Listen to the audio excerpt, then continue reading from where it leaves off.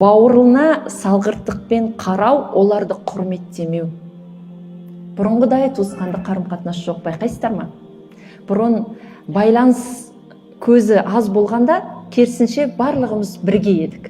Байланыс көзі жақсарған кезде бір-бірімізді ажыратты. Телефон жоқ кезде, даже мынандай бүйтіп, былай нететін телефон жоқ кезде, атпен келетін сен жағдайыңды білу үшін. Көріп кететін.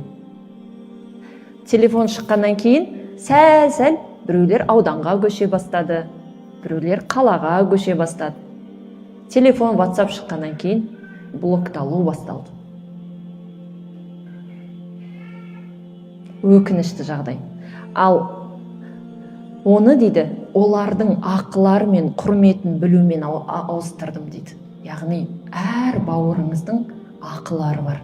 Сол үшін оның жағдайын сұрау, қиналғанда жәрдем беру, қуанышында бөлісу өте маңызды. Өйткені Алла Тағала Құран кәрімде «Уалиллахил изза уалиррасули уалилмуъминин». Аллаға құрмет, пайғамбарға және момындарға құрмет көрсету керек екенбіз.